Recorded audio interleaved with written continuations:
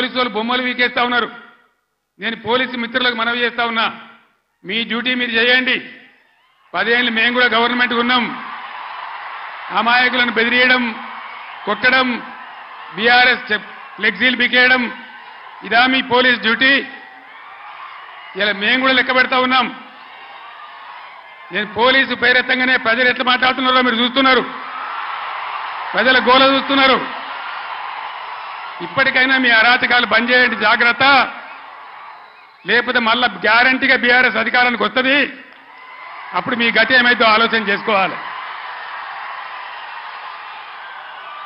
10 ఏళ్ళు మేము ఉన్నామే, 10 ఏళ్ళు నేను ముఖ్యమంత్రిగా ఉన్నానే, ఒక్కరోజన్నా మేము ఈ దౌర్జన్యం చేసినామా? ఎవరినైనా వేధించినామా?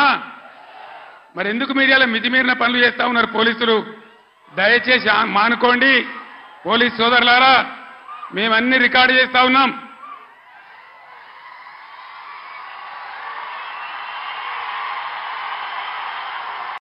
ఈ ప్రజల స్పందన చూసైనా మీరు మారాలి. డీజీపీ గారు మీరు మారాలని నేను చెప్తా ఉన్నా. లేకపోతే మీ మీదకి ప్రజలే తిరుగుబడే రోడ్ వస్తుంది, జాగ్రత్త అని నేను చెప్తా ఉన్నా.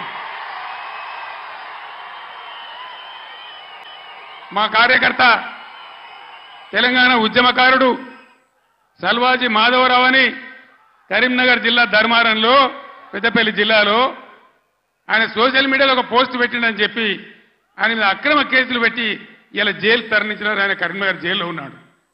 ఇది మీకు న్యాయమా? డీజీపీకి ఏమైనా గౌరవం ఉంటే ఆ సల్వాజీ మాధవరావు మీద ఏదైతే జరిగిందో దాని మీద స్పెషల్ కమిటీ సీనియర్ ఐపీఎస్ ఆఫీసర్తో ఎంక్వైరీ చేయాలి. ఏ సబ్ ఇన్స్పెక్టర్, ఏ సర్కిల్ ఇన్స్పెక్టర్ దౌర్జన్యానికి పాల్పడ్డాడో వాళ్ళ మీద మీరు చర్యలు తీసుకోవాలి. లేకపోతే తస్మాత్ జాగ్రత్త, మేము న్యాయస్థానం తలుపులు దాడతామని మనవి చేస్తా ఉన్నా. మేము కూడా మస్తుగా చూసినాం. నేను కేంద్ర మంత్రిగా పనిచేసిన, రాష్ట్ర మంత్రిగా పనిచేసిన, ఇదే జిల్లాలో 20 ఏళ్ళు ఎమ్మెల్యేగా ఉన్నా, ముఖ్యమంత్రిగా పనిచేసిన, కానీ దౌర్జన్యాలు ఎన్నడూ మీతో మేము చేయించలే.